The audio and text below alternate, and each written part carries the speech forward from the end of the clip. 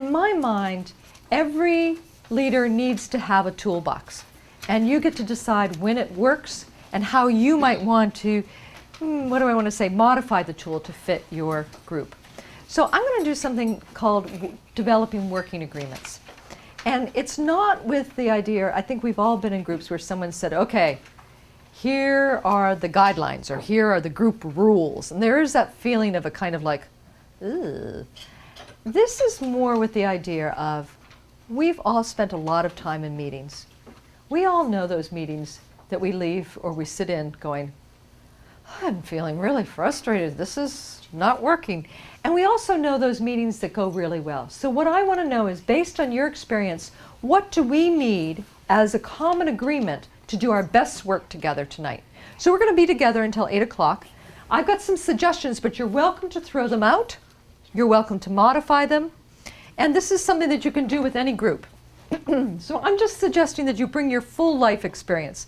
And when I say that, I mean that, sometimes things that we know don't come from being in official positions of leadership. So bring everything to ENCorps tonight. A lot of what we've talked about already, I think you're already doing this in a good way. The other thing is, make sure that this is the learning experience that you want it to be. So if you're not getting, if something I'm sharing isn't being of use, feel free to ask me more questions. Make sure that you get what you're looking for tonight. The other thing is, I need to ask everyone to help all voices be heard. Some of us are extroverts, and we can get our voice into any conversation. And my colleagues and friends have said to me, Deb, you extroverts need to not just pause for breath, you need to stop talking and leave room for other people. So I share this not only because I'm a facilitator, and it's partly my role to make sure we hear from everyone, but each of us has to self-manage. So I'm asking people to share airtime. But the other piece of this is that if you haven't heard from someone, because we'll be doing some work in small groups, and if someone hasn't said something, feel free to say, gosh, Phyllis, we haven't heard anything from you. What do you think about this? So pull other people in. And if we can limit side conversations, it's so tempting to just say, oh, I don't know if I agree with that. What do you think about that? But to limit side conversations, because it takes away, and then if we can just turn cell phones off. And then the final one I'm suggesting is, differences of opinion are welcome and useful. We can learn from them. We don't have to all agree. So those are my suggestions for what might help us work well together. But what do you think? You want to tweak any of those? Or do you have any additions? Anything else you need? So this is something that you can use. This is part of a toolbox. And I'll just say, I don't have a handout on it, but it's just something that you can use anytime, particularly if a group that you're working with has things happening consistently that are getting in the way. So if people are popping in late, or having those loud side conversations or whatever, you can just have, and this is a way where it's apparent to everyone what's expected. Okay, so I'm just going to set that aside. So I'm going to jump into this 5 dimensions of leadership. I think that's what this one is. Yeah. So what I want to first say about these 5 dimensions is that this is based on research that was done by 2 men called Kouzes and Posner. And I don't know their first names. I should, but I don't yet. And they developed these 5 dimensions by asking people the same question I asked you tonight. Think of your personal best leadership experience. So they interviewed people, they did one-on-one interviews, they did group interviews, and they asked people, tell us, when did you feel like you really made a difference? Tell us about that experience. And then what they were able to do was to synthesize all those things that leaders had done and came up with, don't you love it, a grouping of 5. So I'm going to share these and talk a little bit about them. And I want to encourage you, many of them are things that you've already mentioned. But as you hear them, just to be thinking about, where is it did you feel, oh, I think I do that well. And so again, it's to do the reflection, and also, oh, that might be an area where I want to build some muscle.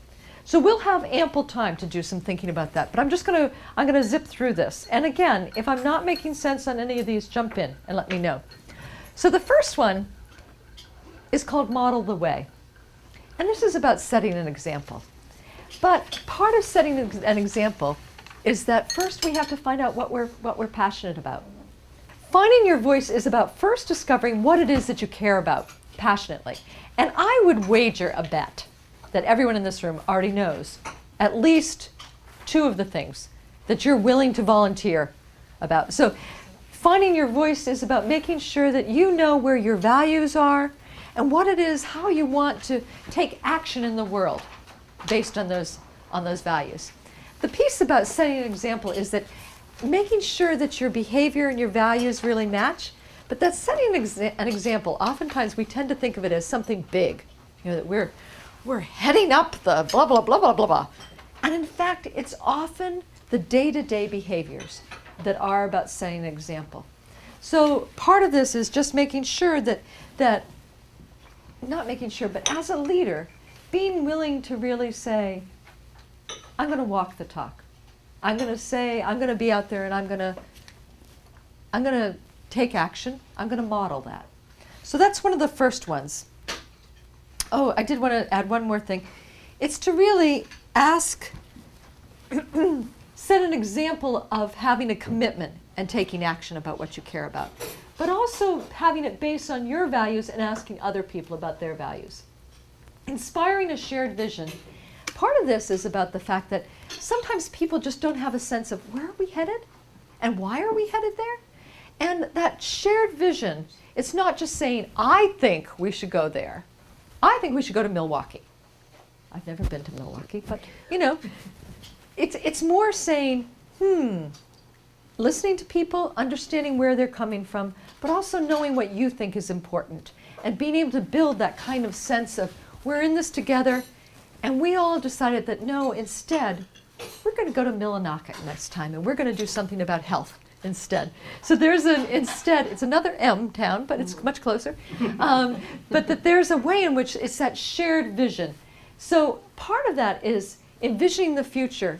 And in my mind, it's that you've got to figure out a vision that's big enough that it grabs your heartstrings and it's compelling such that it pulls you into the future.